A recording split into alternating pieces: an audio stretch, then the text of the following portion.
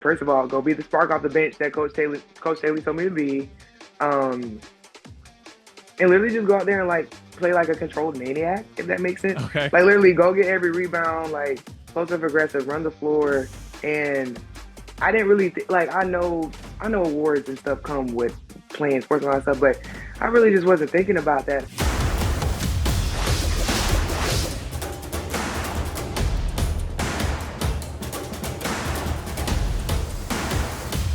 Welcome onto the sideline, everybody. I'm Sports Director Matt Dowell, and I'm joined once again by another Gamecock women's basketball legend. The great Alaina Coates is joining the show today. Alaina, how are you? It's good to see you. I'm doing pretty good. It's a pleasure to see you as well. I was telling you just before we started rolling that your senior year at South Carolina was my first year in Columbia. I was a new journalist. I didn't know what was going on. I was just trying to find the doors to the CLA to try and get in. And so I have fond memories of watching you guys dominate my first year in Columbia, and then to watch you be a pro and to watch this program just continue to become a powerhouse and dominate in this game. It's been so special to watch. So I thank you so much for joining the show, and I know the fams are going to love hearing from you. Absolutely. I'm really excited and I'm really happy to be here. Well, just a quick introduction on Alaina Coates in case there are some who, haven't heard her story from South Carolina. She is from Irmo, a Dutch Fork High School grad, so she is a Columbia native. That's right, Silver Foxes. She played for the Gamecocks from 2013 through 2017. She has a plethora of all SEC honors and titles with the Gamecocks, all which culminated in the national championship in 2017. And of course, she was the number 2 overall pick in the WNBA draft in 2017 and has been a pro for almost 10 years now, Elena. Is that not crazy? No, it is crazy because I definitely lost count of the number. I'm not gonna lie.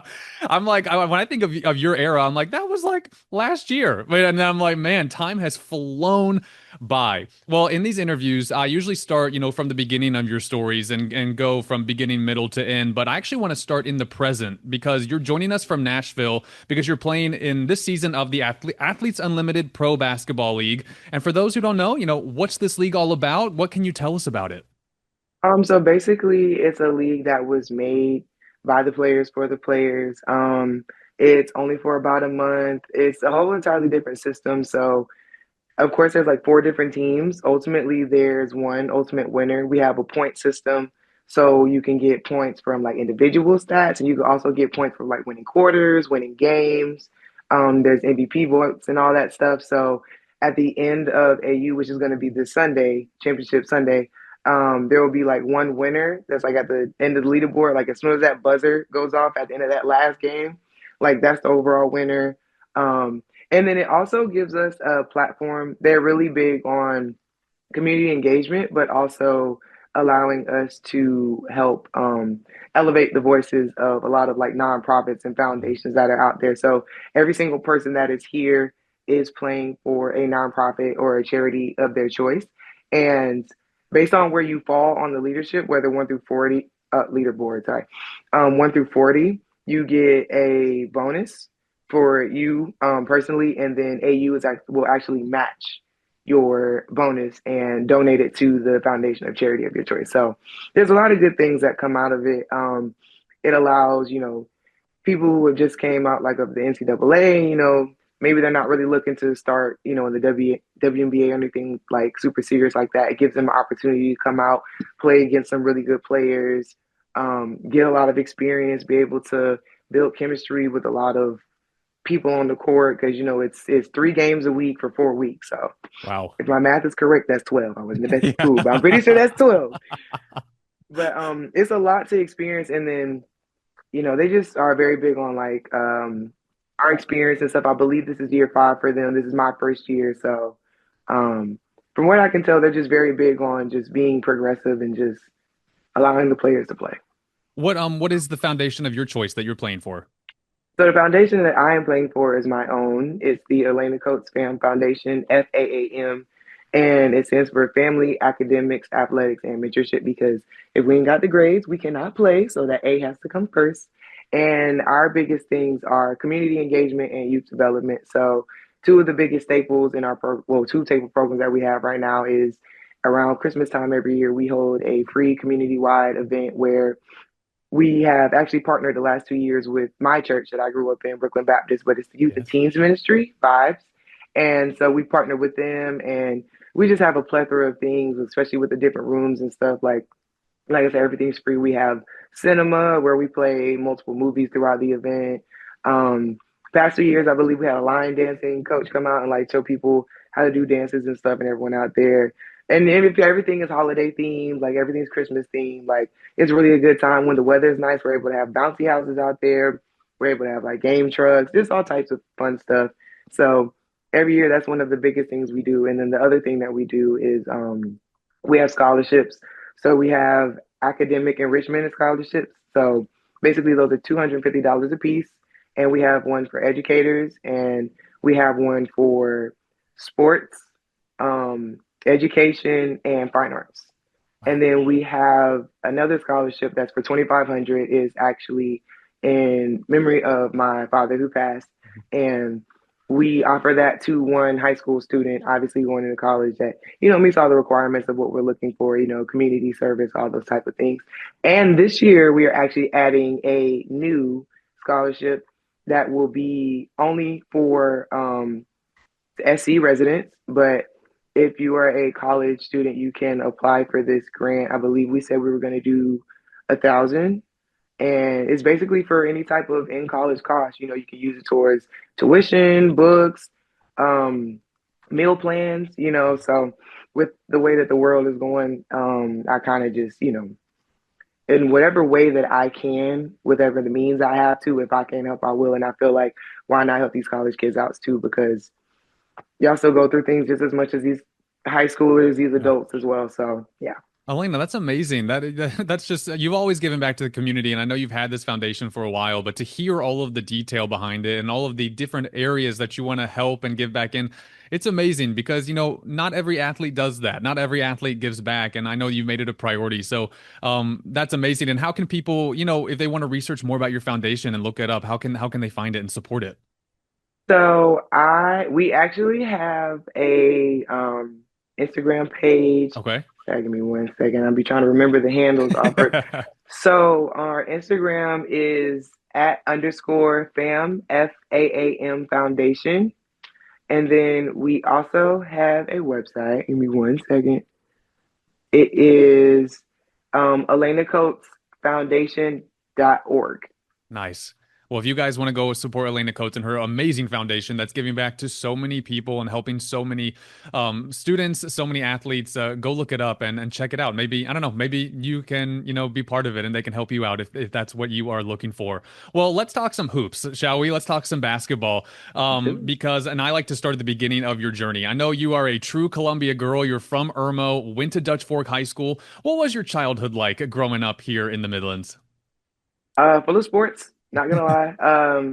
I had an older brother and my dad. They played football and basketball, and respectively. And I just kind of grew up the wanting to do sports, just like my brother and my dad. And I started off doing like gymnastics and cheerleading, and then that progressed into soccer. And then my brother got into rec league basketball really heavy, and I started watching him, and I was just like, I feel like I can do this too. So I went out there, and then it went from basketball and a whole bunch of other things to just basketball, and then now we're here. Now we're here. When in your journey, after you kind of got introduced to basketball, when did it become something that you were like, I'm really good at this, and this might be something that I have a future in?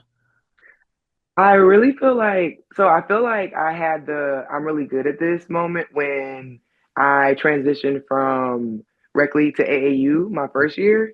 And it's just literally a whole bunch of random people that you've never played with before, and they're from all over.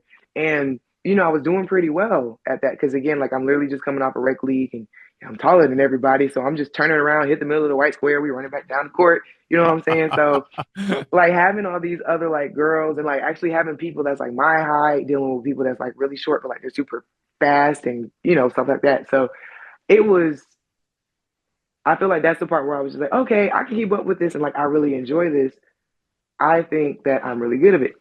But I really think that I started thinking about more seriously like what basketball could mean for me once I was in high school.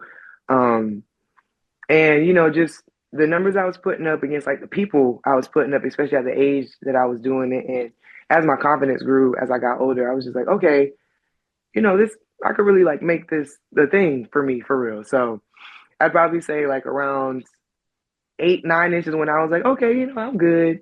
And probably I don't know what age I was in when I was like freshman in high school, but that's probably when I was like, okay, I think I can do something with this thing right here. And of course, then you begin to continue to improve, you continue to flourish, you become one of the top recruits in the nation. When did the Gamecocks come on your radar as a recruit, and what was the recruiting process like for you? So I want to say that they came on the radar probably when I was in the eighth grade. They might have seen me before in the seventh, eighth grade range. Okay. Um, but my recruiting process, um, I'm not gonna lie, it was a little hectic for me only because like I don't really like a lot of attention and it was just like a lot of letters in the mail and it was just like we gotta read them and I was like, do we have to? And it's just like it was overwhelming, but in the best way possible. But it was just still kind of overwhelming. But I was still happy for it because it was literally a testament of all the hard work that I and everybody along my journey has like helped me get to. We still have the trunk full of letters. It's overwhelming to think about even pulling that out for my kids one day just to show them because I know how heavy it is. But the process, like, it was cool. It was fun, especially when I finally was able to narrow down the places that I wanted to go and do my business and really just engage with those people and try to form a connection and just kind of see if I really wanted to be there or not. So in the beginning, when it was they can't, ooh, in the beginning, I loved the part when they couldn't talk to me. I'm not gonna lie because the day that they could call, it was so many calls. Like the house phone was ringing, my mama's phone was ringing, my daddy's phone was ringing. Everybody wanted to talk. Meanwhile, I'm literally in my living room watching VeggieTales on Netflix, eating a deep dish pizza from Little Caesars, and I'm just trying to enjoy my food. And all these phone calls are coming in, and I'm just like, I know I gotta talk to y'all, but can y'all just give me like 20 more minutes? My show's almost over, and my pizza is getting cold. But That is amazing. I didn't think we'd yeah, have a Veggie Tales shout out on our episode today. That is incredible. So you're an introvert. You're a natural introvert? see, that's the thing though. I feel like I'm situational because I can be an extrovert, but Mm. I think I've just like my comfort level kind of dictates where I'm at because I could start out introvert and we'd be like, woo, extroverted out for the whole rest of the night. Or it could start the other way, extroverted like, woo, we're good. And then, like, might be getting a little sleepy. It's like, all right, it's like, y'all safe? I'm just gonna be on the couch. If you're Yeah. good, just call me and we're good to go. And I think I see that a lot with athletes. They can kind of turn it on when they have to, but a lot of them do need that time. Maybe it's too because you guys have to perform in these high stress, high level situations, and sometimes you need that time to just be alone by yourself. I don't know if you find that accurate, but I Oh find yeah. that same story for a lot of athletes. Yeah, because I mean, there's a lot of things that we have to deal with. Like we're already putting our bodies on the line for our job, and then there's the mental things that are with it. The mental things that come with it. Like the politics of the game. The mental frustrations that you might have with yourself, whether you're playing good or not. There's just a plethora of things that could be happening, and then it's like too, you have to deal with like the fans. Are we creating like actual fan bases or like are stalkers coming out of this? Are people Yeah. who are like getting infatuated? You know, it's things that we don't want to have to think about and we just want to be in the moment and be like, yeah, fans, thank you so much. We appreciate y'all. But it's also like kind of things that we unfortunately have to keep in the back of our minds because Yeah. it's something that they actually I feel like they did a really good job, especially at USC, like kind of making us aware and just kind of being cautious Hmm. of certain things because you never know like what intentions people have for real. Yeah. Like they might present themselves as a super fan, but you never really know what someone's really their intentions really are for you. So you just Yeah. gotta, be in the moment, but you just also gotta be cautious. That's really interesting. I've never had anyone bring up that point, and it's interesting that the Gamecocks did prepare you to just kind of be aware, especially at that age. When you are just, everything's just kind of like woohoo, like this is awesome. You can get Yeah, caught up in everything. That's really, really interesting and also smart. To be aware of all of those things. no, Um, seriously. when we go back to your recruiting process, what were your finalists? Who were your finalists? Do you remember? So it came down to Georgia, Tennessee, and South Carolina. Um, After the unfortunate news with Pat, Hmm. I kind of she was really like one of the biggest reasons why I wanted to go. So I just kind of was just like, Absolutely. I don't know if I'm going to really get the experience that like I'm dreaming of. And then it came to UGA and USC, and I took a trip to both. I had a great time at both.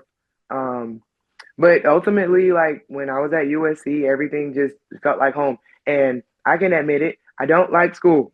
I do not like school. But they made me feel so comfortable with knowing that like I was gonna have tutors and I have like study hall time and like there's literally a whole building dedicated with the resources to help me not have anxiety about all this stuff Mm, because I let Coach Haley know I'm Uber. I just do this school stuff so I can stay out here. But obviously my mentality changed because when you learn some things, yeah. it's nice to know things every now and again, you know what I'm saying? Yeah. But yeah, I just feel like she really made me comfortable Mm, outside of just the basketball aspect because that was something that I was just kind of like really about because I was one of those kids that like I studied really, really hard, but sometimes like it just didn't reflect that in my grades and that was just kind of a mental struggle too. And I just really didn't want anything to mess with like my production on the court and what I yeah. did for Coach Staley because anytime I got on the floor for her, it was just I want to give you everything I got. Yeah. Win, lose, and can't draw. Unfortunately, this is soccer. But win, lose, like I just want to give you everything I got. So with her making me feel comfortable in that regard, like just as a person, as a player, like it made everything just feel so right. I actually told her the morning of the ending of my visit. Actually, we were having breakfast that I wanted to commit there, Mm, and then I told everybody that was waiting for me in the lobby. that's Yep, awesome. So yep, that you was it clicked. You knew. I just knew. Yeah, I'm one of those people that's like when and You know. with that I was just like yeah, like when I left UG I felt good, but like after my visit at USC I was just like yeah I'm home, I'm home. Yeah. And we still, to this day, Dawn still just, she has such great relationships with her players. We see it all the time. And she still just, you can just see the connection. And she has adapted in the way that, athletes, she's on TikTok and all this stuff now, with Okay, all that. And that, you never would have seen that back then. You guys weren't even we allowed would social have to media. drag that lady in front of that camera, but it's okay. But she would do it because she loves us. I was like Yeah. she's always gonna do it because she loves us, whether she want to do it or not, and that's why I always appreciate her.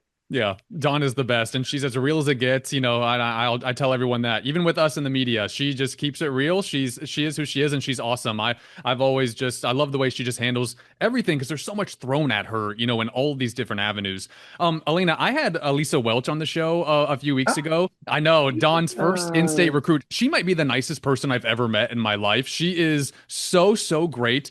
How influential was her commitment to the rest of the, girls basketball recruits that came after her, for you, for Asia, for all that we've seen since? How important was she to this movement to get in-state recruits to go to South Carolina? Big.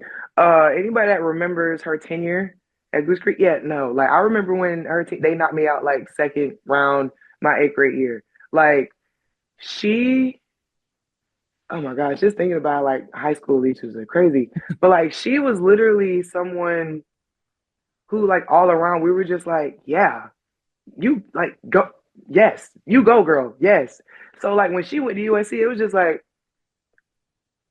we could see like we could kind of see a vision of what Coach Staley was doing, especially with her going there. And then the ones that kept following, like Khadijah came, Asia Hmm. Dozier came, and then I know it's not like South Carolina, but like Tiffany came, and I was just like, I'm picking up what you're putting down, and I really felt like she really was a good starting puzzle piece to what really kind of even led up to my era because Hmm. I had played against her in high school. I was like, thank God I don't have to do this anymore in college. Oh my gosh. Someone get this girl on my team, please. And look what happened. We were teammates. She was so great. And if you guys haven't watched or listened to that conversation with Elisa Welch, that's on our page. So go check it out because she had a lot of fantastic things to say. And she always made everything about her teammates and her coaches. She didn't really want to talk about herself because she's just so humble and so great. But she's a legend. You're a legend. And it's just so cool to see like her puzzle piece became, this puzzle piece became this puzzle piece. And it's so cool. So you get to South Carolina, Elena. You have an amazing freshman season. You're the SEC Co Sixth Woman of the Year. You're the SEC Freshman of the Year. You have so many SEC honors. I was reading your resume, like, wow, she has so many things, so many bullet points. But what stands out to you about your freshman season in particular? I mean, honestly, I really just think the accolades that I kind of racked up is what stood out to me because full transparency, the only thing that really went through my mind in these games were go first of all, go be the spark off the bench that Coach Taylor told me to be. Um, and literally just go out there and like play like a controlled maniac, if that makes sense. Okay. Like literally go get every rebound, like positive aggressive, run the floor. And I didn't really like I know awards and stuff come with playing sports and all that stuff, but I really just wasn't thinking about that. So that was really my biggest like, oh, especially the Coach Six one, the six woman of the year thing. Cause I was just like, okay, I'm feeling my stats are pretty good. I was fighting Jessica Jackson. She played at Mhm. Arkansas. We came in the same year. So I know that me and her kept going back and forth with like the whole double double thing. Cause I know after a while, like they were talking about that in the meeting. I was like, well, I'm gonna try and get more than she do. Okay.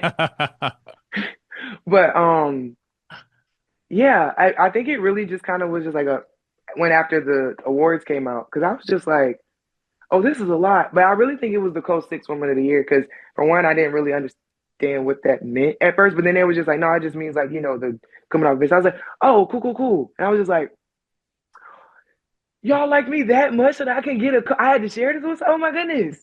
That's I was. awesome. It was just like actually, yeah. I think yeah, that right there, the Coach Six Woman. I take everything back. The Coach Six Woman because I was just going out there and doing my thing and really just trying to be the best spark off the bench that I could be.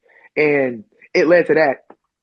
Yeah. And it kind of just comes to show like what can happen when you just go out there and play basketball and don't think, Don't just think. go and And do. I hear a lot of people say the freshman year is the toughest because it's just such a new world. And so Mm. was that kind of the mindset you were in of like just play basketball? Very much just play basketball, but also pay attention to my vets Hmm. because I know that um, I learned a lot from like yes, I paid attention in practice and stuff, but I learned a lot from watching Lisa and Elam, like just watching them maneuver and how they did during the games and stuff. Yeah, they were some. Yeah. The program then continued to rise and elevate. Asia Wilson comes along, and you guys instantly, become this famous duo. You guys were known as the Twin Towers. But this connection that you and Asia had on the floor, was it an instant chemistry, or was it something that you guys had to develop because you guys were so dominant together in the post? Nah, we actually been working on it for a while. A lot of people did not know that we played AAU together for a couple years for Jerome Dickerson on the Yeah. Palmetto 76ers.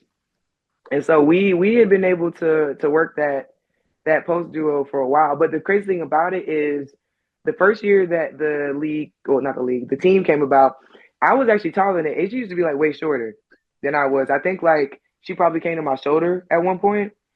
And then I ended up like leaving teams and then I ended up coming back and she had a growth spurt. So now we're the same height. So that's when we really got to work that high low post duo Hmm. type stuff. And then just with how like Coach Dickerson like taught us and stuff, it was literally me, Asia.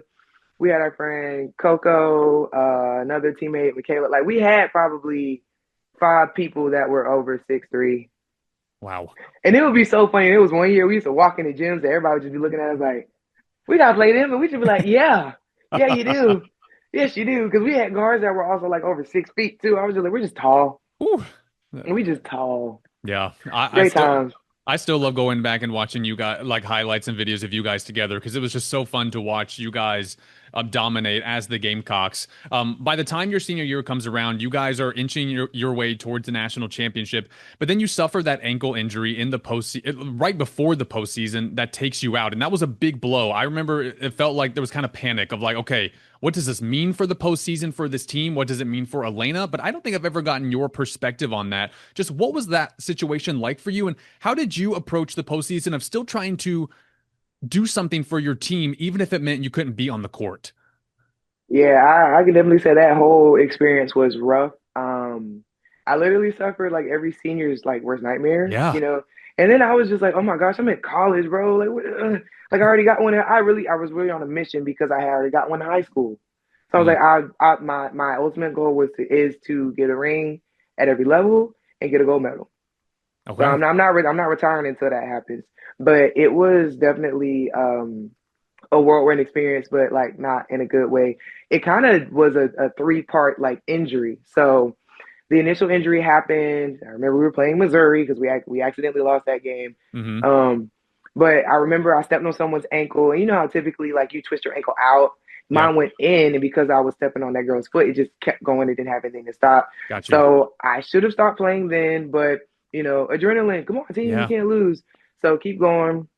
And then after that, you know, I can walk and stuff. My ankle's swollen. So then we fast forward. I'm doing hyperbolic treatments with Dr. Guy and stuff, and it's really helping. Like I'm feeling good. I'm getting back into practice a little bit, and I'm doing fine. Then comes senior night against Kentucky. Um, I'm doing fine. You know, everything in my ankle felt normal. I had actually just scored. We're running back down the court, and then I got hit by an invisible sniper, and then I hit the ground. Um, and I felt a pop in my ankle, and so I didn't know what was going on. So it kind of it scared me in a moment because I didn't know what was going on because Yeah. everything felt fine, and it was just like a boom. And then I went down, but I got up. I was okay. I started walking, but like I could feel it in my ankle. So that was the part two of it all. Hmm. And then part three is the SEC tournament. We played Kentucky again, and then I did get fouled, but on a move going to the basket, like it literally, I if I could describe it in words, I felt like I could feel like two things like ripping Ooh. inside of my ankle, and then that was it for me. So aside of being injured, like the stuff that you know is true that you just don't want to hear out loud. Like when we went to the specialist for my ankle, and he was just like, "You're not gonna be able to play for the rest of the season." Like I was like, "I know, I just don't want to hear it." And then it was hard. Like even seeing our group chats, and you know, they're just like, "What do we, you know, pack in for this? Like, what do we have to wear for this? Make sure you have your shoe." Like it was just hard. Like I'm not a part of it. I can't Yeah. be there. Like watching y'all through the screen sucks. And it's like I physically can't be there. Doctor's orders. Like I don't need to have my leg or foot being moved around a lot. And you know, being in a car.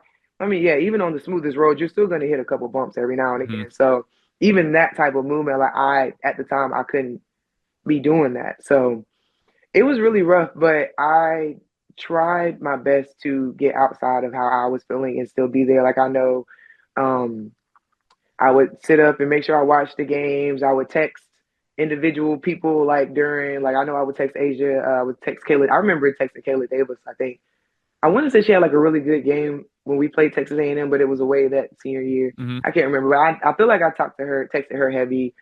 I just really did my best with how I did my best with how I was feeling within my capacity to be there for them. So it was just a whirlwind, but Yeah. it was all worth it. Yeah. All that support and cheering. We got that ring, You and got Coach the Stanley ring. brought me back my little bottle of confetti. She Yeah. knows I like my. I mean, I yeah, she knows I love the confetti. I forgot that you didn't travel with them. I kind of I forgot that piece of it all. Yeah, it wasn't put out there, and it was a lot of people that were just saying like, "Oh, well, why is she here?" Da, da, da. Yeah, I literally could not travel. Yeah. Like my dad even wanted to like rent a van and be like, you know, we can go. I was like, it's the ankle. I really can't. I want to be able to touch the floor again. So I'm gonna sit right here. We're gonna have this watch party, and Yeah. we're gonna go watch them win, and we're all gonna be champions, and we're all gonna be able to get on social media afterwards. Yeah. Yay! And I know too, I just know because I've covered Dawn for so long that she had to have made sure that you knew that they don't get that championship without you, even though you didn't play in the postseason. They don't get in that position. They don't do any of that if you are not a huge, huge piece of everything that had built up to that NCAA tournament. Yeah, and I always love. I call her my munchkin. I can start referring to her as my munchkin now. I'm always gonna love her so much because like when she genuinely is a good person, and like she didn't have to say what she said after the game. She could have been like, "All right, big girl, we bringing it home." Like you didn't have to do that. You could have called me after. You could have did anything, but like the fact that you still chose to acknowledge me on the biggest stage and tell me you're gonna bring me my confetti. Thank you, girl. Like she never once in my experience or in my tenure period, even now, has she made me feel like I've been unseen. Hmm. Like no matter what was going around, like I always felt seen by her. That's beautiful. I love that. And I think, again, that is still a theme that you see with today's players here at South Carolina. I know after that, you go on to be the number two overall pick at the WNBA draft. That had to be such a happy moment for you and your family. I mean, it's so hard. I tell everyone, it's so hard. Like going from college to pros, it's a different level. And for you to be the number two overall pick, that had to be such a moment of joy for you and your family.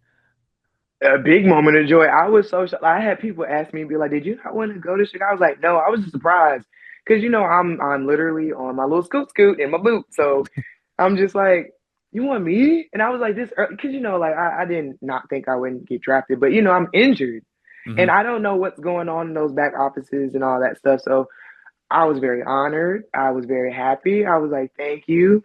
Happy to be a part of the sky. I thought the colors were cute. I'm not gonna lie. And it was a big draft too, because Kayla and Alicia also got drafted. So it was a big day for the Gamecocks, and all of you Hmm. guys going pretty early in the draft too. So it was a very joyous day for you, your teammates, and all of Gamecock Nation. As we start to wrap up our conversation, I've talked to a few other former Gamecocks that are in the pros now, just about the realities of being a pro basketball player that we all don't get to see. There's a lot of trades involved. There's playing overseas. There's all these things going on. Can you give us any kind of insight into just the realities of what this job entails being a pro basketball player? It takes a lot of mental toughness Mm, and a lot of dedication and understanding that your body has to be treated in a very good manner if you want to continue to make this, if you want to have longevity, let me say that. mhm, Um, it can be grueling, like you said, there's overseas, and that's hours of travel. And a lot of places that I played for, it's like you'll travel there. They won't even try to give you the day. They'll get you to come in early morning because they'll have mm, like a second practice and then they'll have you come in for that. It's not just to sit down and watch. So it's like you have to deal with the mindset of what you're going to have overseas and understanding that you might have to advocate for yourself because some of these teams, they love us Americans. They'll try to run off on us and we'll be come back a little broken and bruised a little bit and we'll get back right. But you kind of have to like put your foot down. That's up. And then over here, it's just like, you got the W that's in the summer. You've got Unrivaled and you've got AU that mhm, kind of coincide within the same month. And then you've got overseas is that so it's like it literally can just be an ongoing cycle. mhm, But like on the flip side of it, like this, I don't think people really get to like see the joy of like what it does for us when we see like how happy and like what we can do for the fans. Like I've had plenty of conversations, especially in this AU experience, with people who like haven't really played like in the W like that, and they just enjoy seeing the fans and they're just like, sign this, we please sign this. And it's just like someone who's just coming to a basketball game for the first time, don't know nobody from a can of paint. Like just being able to have those experiences. Like it's not all about like hard work, dedication, blood, sweat, tears. Like we're out in the community. We're out like promoting ourselves. We're being individuals within like a group setting. Like we're speaking for change in the world. Like we're being us. We're mhm, doing what we do. And from this specific, well, of all the hoopers out there, there's millions of stories and millions of different things to be put mhm. out there in this world by us. So it's hard work, but it's also beautiful work that's done behind the scenes that you guys can't see. I have loved all your insight into you acknowledge the hard parts, but you also see the joy. And I think that it's cool to see your perspective of seeing both sides of every coin. Like you acknowledge all of that, and that's really, really awesome. Elena, I want to thank you so much for coming on our podcast. Before we wrap up, is there anything else you want to add? Can people follow you on social media? Just is there anything else you want to add that you want people to know? Well, I feel like the biggest piece of information that everybody should know that I want them to know is that the One Piece is real. And that one day I'm probably going to find it. Wait, what did you say? Sorry? The One Piece is real. The One Piece. Yes. What does that mean? It's a treasure. Okay. It's a treasure and just know that it's real and I'm gonna find it. Okay. I wonder, I don't know if I'm alone and being like, is this a mystery? Is it supposed to be a mystery? It's an anime thing. Oh, it's an anime. Okay, okay, okay, okay. I got you. I got you. Okay. So maybe I look really stupid now. No, no, no, you're fine. You're fine. It's just a nice little introduction to, you should watch One Piece. Okay. All right. Sounds good. Well, there you go. Alaina Coates, thank you so much for coming on our podcast, talking to me about your life and career. I know you're so beloved by fans, and hopefully we'll see you back here in Columbia sometime soon. Absolutely. I know I'll be making some pit stops when I get back from Nashville. Absolutely, for sure. Thank you, Elena. This has been South Carolina Sideline. We will be back with an SEC tournament preview for our next episode, as South Carolina will be the one seed once again at this year's tournament in Greenville. She's Yeah. Alaina Coates. I'm Matt Dowell. Thank you, Elena. We'll see you next time here on South Carolina Sideline. All right, bye.